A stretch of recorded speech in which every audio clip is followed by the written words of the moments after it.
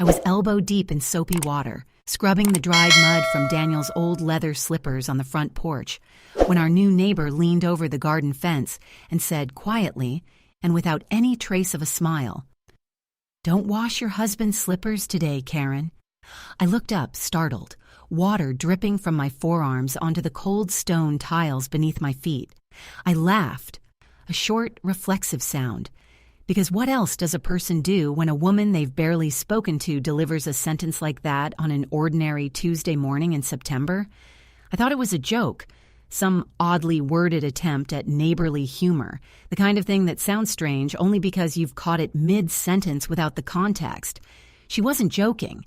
By the time I understood what she meant, what she had witnessed through the gap in our shared garden fence 4 days earlier, what she had heard with perfect clarity on a Thursday evening while watering her rose bushes in the fading September light, and what my husband Daniel had spent the better part of 3 months hiding from me with a patience and precision I had never known him to apply to anything. Those leather slippers would be sitting in a black plastic bag by the front door, lined up alongside a pair of work boots, a shaving kit, and every other object that had ever carried Daniel Hartley's name or his smell. But I am getting ahead of the story. To understand how a Tuesday morning came apart like wet paper, you have to understand what my life had looked like before, and how much I had loved it, and how little I had suspected. Daniel and I had been married for 6 years, and we lived in the house I had inherited from my grandmother, a white Victorian on Elm Street with a wide wraparound porch and a garden I had planted and tended with a devotion bordering on the obsessive. My grandmother Nora had left the house to me 3 years before she passed away, transferring the deed into my name alone, quietly and deliberately, with the same practical care she applied to everything that mattered to her. She had pressed the folded document into my hands over chamomile tea at her kitchen table, held my fingers around it for a moment, and said, "This house belongs to the women in our family, Karen. Don't let anyone take it from you."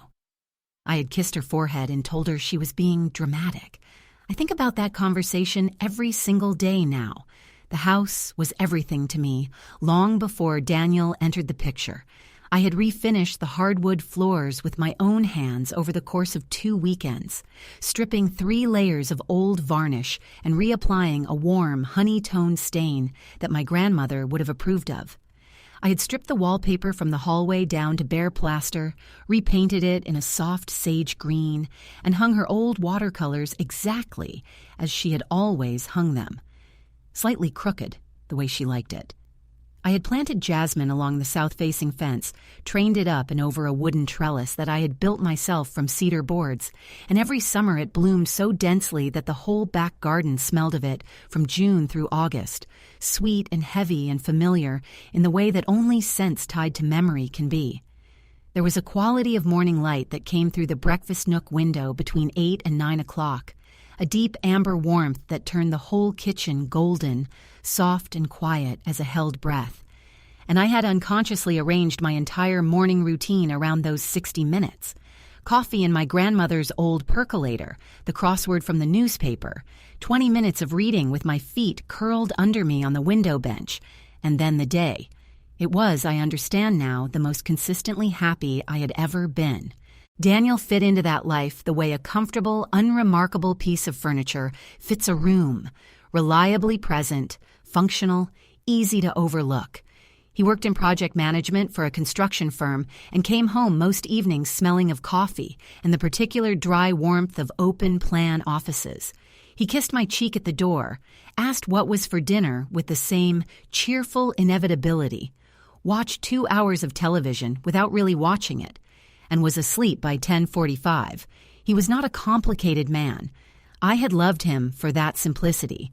Not passionately, perhaps, not in the way of novels and films, but warmly and genuinely, the way you love the predictable sound of rain on a familiar roof. He was mine, and I was his, and the house was ours, and that had seemed, for a long time, like a complete and sufficient life. I had stopped looking for cracks because I had convinced myself there were none. His mother, Brenda, was a different calibration of person entirely. Brenda Hartley was 63 years old, carefully maintained, with lacquered nails filed into perfect ovals and the kind of practiced warmth that sounds sincere right up until you examine the actual content of what's being said. She called me darling in the precise tone of someone who wants to give the impression of affection without having any. Her compliments were architecturally designed to diminish. "Oh, Karen, you have such a brave relationship with minimalism," she said once, looking around my living room with wide, admiring eyes. "And you always look so refreshingly low maintenance." Another time, surveying the kitchen while I made tea. "You know, some women would find it overwhelming to keep a house this size on a teacher's salary, but you've made it work in such a practical, unfussy way." She came to visit every other weekend, and she moved through my house with a proprietary confidence that I found difficult to name and even more difficult to address.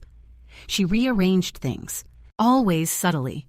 A book turned face down on the shelf, a throw pillow plumped and shifted 6 inches to the right, a plant moved from the windowsill to the side table as though she were gently correcting a room that hadn't understood its own potential.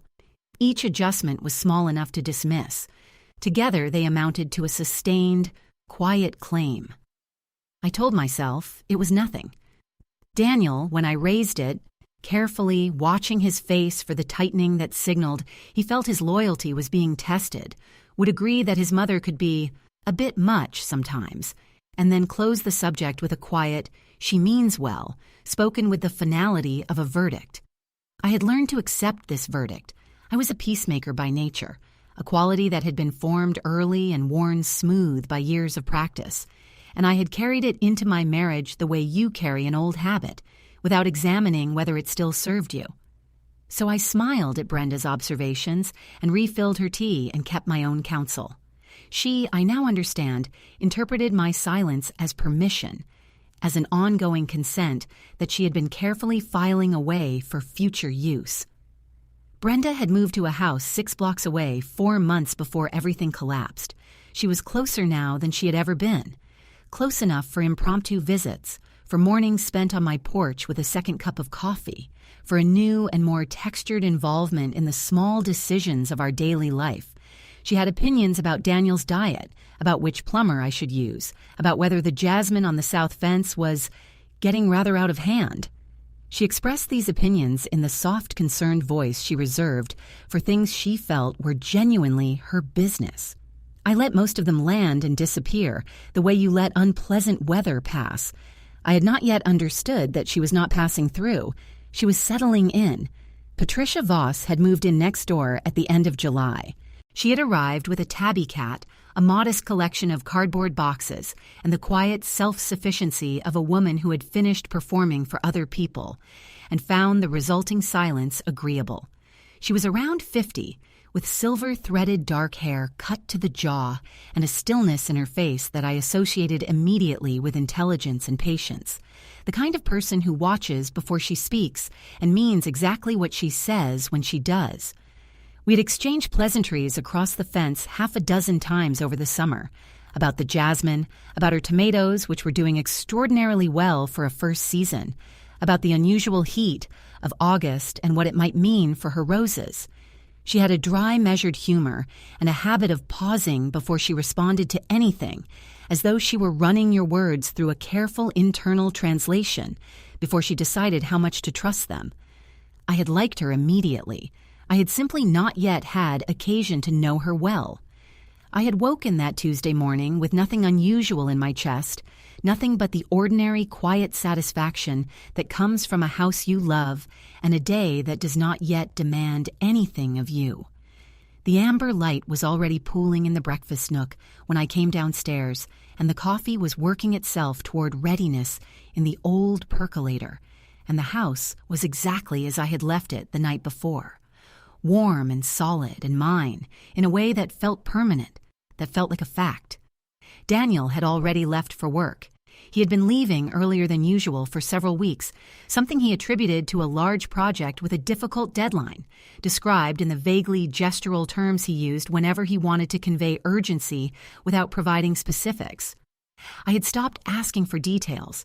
I had trusted him absolutely and completely. which is a thing I have since learned to think of not as a virtue, but as a vulnerability. A door left open in a house full of things worth taking. I ate breakfast in the amber light. I finished the crossword except for 23 across, which I couldn't get and which would, under other circumstances, have bothered me for the rest of the day. I went out onto the porch with a basin of warm, soapy water and a soft, bristled brush to do the weekly shoe cleaning, a ritual I had inherited directly from my grandmother, who maintained that the condition of a person's shoes was a reliable index of their character. Daniel's leather slippers had been on the porch since the weekend, sitting by the mat where he'd kicked them off after walking the garden path on Saturday afternoon. The same Saturday he had told me, via text message at 2 p.m, that he was stuck at the office dealing with a project emergency and might be home late. I was crouched over the basin, the brush working at the dried mud on the left heel, when Patricia's voice came over the fence. Low, unhurried, deliberate in the way of someone who has been rehearsing a sentence for several days and has finally decided to say it. "Don't wash your husband's slippers today, Karen." I straightened and looked at her. She was standing very still on her side of the fence, holding her garden shears at her side, watching me with an expression that was careful and composed and not unkind. The morning was bright and entirely, almost insultingly, ordinary around her. Bees moving through the lavender at the base of her wall, the distant sound of someone reversing a car on the next street, the smell of my coffee drifting through the open front door in warm, familiar waves. And yet the quality of her stillness communicated something that my body registered before my mind caught up. A low, wordless alarm that rose in my chest like a change in air pressure. "Sorry?" I said. My voice came out lighter than I felt. "What do you mean?" She was quiet for a moment, running her translation. Then she set the shears down on the garden wall, reached into the front pocket of her canvas apron, and produced her mobile phone. She turned the screen toward me, and I stepped to the fence and looked. It was a video. 40, perhaps 45 seconds long, filmed through the gap between our fences from somewhere in her garden. The date stamp in the top right corner read, Saturday, September 3rd. 4 days ago, the video showed my house, my kitchen window, the breakfast nook, my amber window, but filmed in the evening, late enough that the sky behind the house had gone a deep blue-gray, and the kitchen lights burned warm and yellow against it.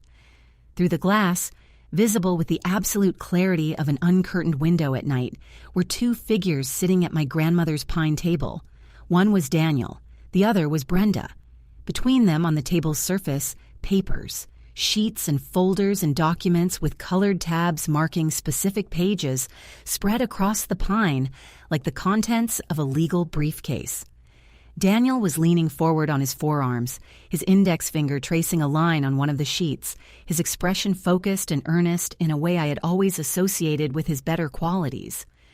Brenda sat across from him, her back perfectly straight, nodding slowly with the concentrated expression of a woman reviewing something she has waited a very long time to review. On the table beside her, pushed to the edge to make room, was my grandmother's wooden tea caddy, the lacquered box I kept on the windowsill, the one that held Nora's handwritten letters and her recipes, and the quiet personal documents I had never moved because moving them felt like erasure. And in Brenda's hands, held open at a specific page with both palms pressed flat, a manila envelope. On the front of it, in black printed text, unmistakable even through a phone screen filmed from a night garden at a distance, property deed. I watched the video. I watched it again. My hands had gone cold, not numb, but cold in the particular way that precedes shock. A slow retreat of warmth beginning at the fingertips and moving inward toward everything that mattered. The brush was still in my right hand, dripping onto the toe of my shoe. The slippers sat in the basin at my feet. My coffee was going cold in the kitchen. I looked up from the phone and met Patricia's eyes, and she looked back at me with the patient, settled expression of a woman who had already done the calculation and was simply waiting. "When was Daniel supposed to be at the office on Saturday?" she asked. Her voice was quiet, like a doctor confirming something they already know. I opened my mouth. Nothing came. She reached back into her apron pocket and produced a folded sheet of paper, handling it with the careful deliberateness of someone who understands they are holding evidence. She held it out over the fence. I took it. The handwriting was Brenda's. I recognized the precise, ornate cursive immediately. The letters formed with the careful flourish of a woman who had been taught penmanship and remained proud of it. At the top of the page, underlined twice, transfer agreement, Nora's Victorian, Elm Street. Below it, a column of figures, a sale price 2/3 below the property's market value. Below that, 2 signature lines. One was filled in Brenda's dark ink, pressed hard enough to score the paper. The second was blank. It was labeled, Karen Hartley, property owner. I found this in the recycling bin beside your back gate last Thursday, Patricia said. I almost didn't pick it up. I stood on my porch in the September sun holding a document that proposed to transfer my grandmother's house out of my hands for a fraction of what it was worth, with my signature forged in advance by implication and my husband's fingerprints metaphorically all over every page. The jasmine was still moving softly along the south fence. A bee went past my ear. The world maintained its composure with an indifference that felt, in that moment, like a personal insult. I said nothing for a long time. I was aware of my own breathing, slow and steady in a way that surprised me, as though my body had already made a decision that my mind was only beginning to catch up to.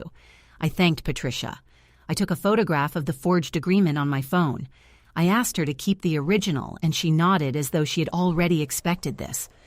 I picked up Daniel's slippers from the basin and held them in my hands for a moment, worn soft at the heel, creased across the toe box, as familiar to me as any object in that house. Then I set them on the porch railing to dry in the sun, not because I intended to finish cleaning them, but because I needed something to do with my hands while the last 6 years of my life quietly and completely rearranged themselves into a shape I hadn't known they had. I went inside. I poured my cold coffee down the drain and stood at the kitchen sink, looking at the window, Nora's window. And I thought, they sat here. They spread papers on this table. They held that deed with the same hands that had shaken mine at our wedding reception and cut Daniel's birthday cake and patted my arm at Nora's funeral while Brenda said, "She would have wanted you to be happy, darling." I thought about every morning I had sat in this light, and every night I had gone to sleep believing that the house was mine, and the life was real. And then, beneath the grief, beneath the cold and the disbelief, something else arrived. Not hot, not frantic, but steady and clear and absolute, the way a very old decision feels when it finally announces itself. It was the thing my grandmother had meant when she pressed the deed into my hands and told me not to let anyone take it. She had known that the taking would not come loudly. She had known it would come in a practiced smile in a manila envelope. No, I thought. Not this house. Not this table. Not this light. I called Daniel at 10:45. He answered on the second ring, his voice warm and ordinary and entirely unwitting. "Hey, everything okay?" "I need you home by noon," I said. He heard something in it and paused. "Is something wrong?" "Come home, Daniel."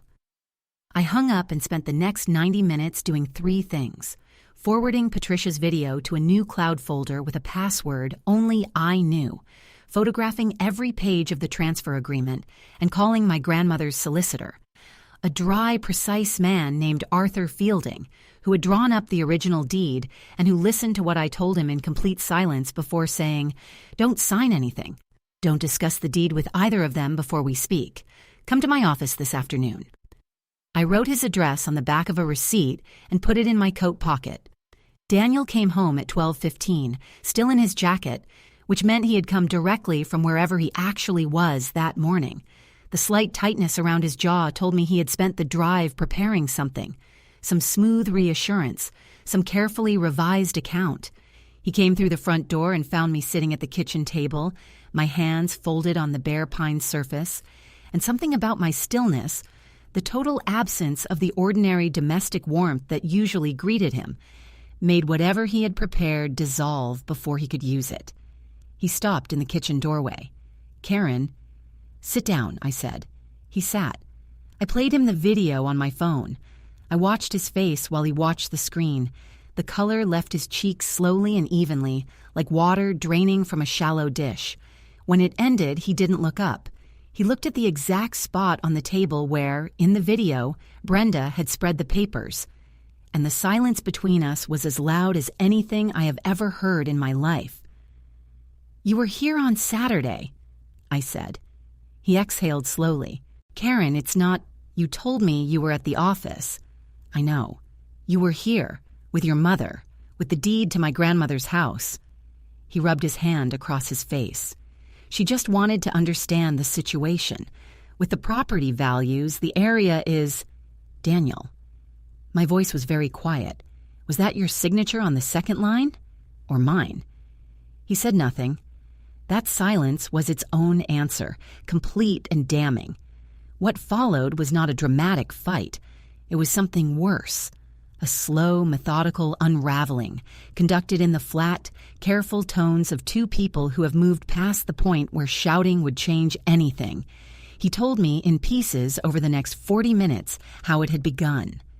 Brenda had approached him 6 months ago with what she framed as a financial opportunity. The property values on Elm Street had risen considerably. She had a buyer, a developer, a colleague of a colleague, who was interested. The idea, as she presented it to Daniel, was to sell, split the proceeds, and use Daniel's share as a down payment on something newer, something without constant maintenance demands, something that was truly theirs together, rather than mine alone. "She said the house was a weight around our necks," Daniel said without looking at me, "that you were so attached to it you'd never agree to sell, and that I needed to find a way." He paused for a long time. "I didn't think she'd actually draw up paperwork." "But you didn't stop her," I said. "No," he said, "I didn't." There it was, the precise shape of it, finally clear. Not a crime of passion, but a crime of sustained consent.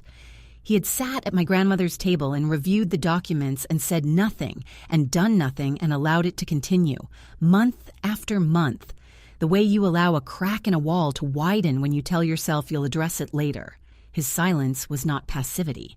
It was a decision made over and over, dressed in the clothes of indecision, until it had become, in practice, something indistinguishable from participation. "I just wanted to keep the peace," he said finally. I looked at him. At this man I had loved for 6 years. In this house I had loved for my entire adult life. And I said very quietly, "You kept it so well that you nearly gave my home away inside it." Brenda arrived at 6 that evening, dressed as though for a social occasion, carrying a bottle of wine, her expression arranged into the warm, slightly concerned look she used for house visits she believed she controlled. She set the wine on the table with a practiced smile. And then she looked at the table, and she understood from what was arranged on it. Arthur Fielding's preliminary letter, a copy of the original deed, and the forged transfer agreement in a clear plastic sleeve. The smile disassembled itself, feature by feature, like a stage set being struck after the audience has left. "Karen," she began, and her voice had shifted into the injured register she used when she felt cornered, soft, breathless, already building toward martyrdom. "I only wanted to help, the market value alone. You drew up a transfer agreement for a property you do not own," I said. "I didn't offer tea. I didn't invite her to sit. You held a meeting in my house, using my grandmother's documents without my knowledge or consent. You involved my husband in a scheme to transfer this property at below market value to a buyer you had personally identified." I paused. "Arthur Fielding is filing a formal complaint with the land registry on Monday. There is a question of fraud. He has recommended I speak to the police." The word landed the way a stone lands in still water. The surface broke, and the rings spread outward, and the air in the kitchen changed completely. Brenda's color shifted. Her hands tightened on the back of the chair. "You're being hysterical," she said, and the false warmth was gone now cleanly and completely, and what was left beneath it was cold and precise. "This is an overreaction. We were exploring options." "He told me everything," I said, "this afternoon." I watched her recalculate, watched the machinery of her mind work through the new information and look for a new angle. She found one. She turned to Daniel, who was standing by the kitchen door with his jacket still on, looking at the floor. "Daniel," she said, and her voice had softened again, coaxing, almost maternal. Tell her we were only—" "Don't," Daniel said. He said it quietly and without looking up, but he said it. It was the first useful thing he had done in 6 months, and we both knew it. Brenda left with the wine she had brought, because I told her to take it. She left without another word, because there was nothing left to say that could improve her position, and she was, above everything, a strategist. I watched her headlights back out of the drive and disappear up the street. Then I stood in my kitchen, in the last amber light of that September evening, with the document spread on Nora's table, and the faint, sweet smell of jasmine coming through the window I had opened to let the cooler air in. The house was very quiet. It was mine. The formal complaint was filed on Monday. The developer Brenda had engaged withdrew from any involvement when Arthur's letter reached his office. Brenda did not ultimately face criminal charges. The agreement had never been executed, and no money had changed hands. But the incident was on record, and the legal correspondence was sufficient to make clear that any further attempt would be met without hesitation. Whatever moral authority she had held over Daniel dissolved in the weeks that followed so completely that he described it to me, months later, as though he were describing a spell breaking. We spent 4 months in difficult, honest, often exhausted conversation, and at the end of it, Daniel moved into a flat across town. The separation was mutual and quiet. There was no single villain in the final accounting of the marriage, only 2 people who had loved each other carelessly and in the wrong direction, and one catastrophic act of cowardice that had made everything underneath it visible at last. He came once to collect his belongings, and he took among them the leather slippers from the porch railing where I had left them to dry in the September sun. I didn't stop him. They had never really belonged to the house. It is October now, a full year since that Tuesday morning. The jasmine has finished its season, and the last of it is drying on the trellis, the same cedar trellis I built with my own hands the summer I moved in. Patricia and I share the fence the way it ought to be shared, with tomatoes in summer, tea in autumn, and the easy, uncomplicated silence of 2 women who have nothing to prove to each other. Some mornings I still sit in the amber light with my coffee and the crossword, and the house is exactly as it has always been.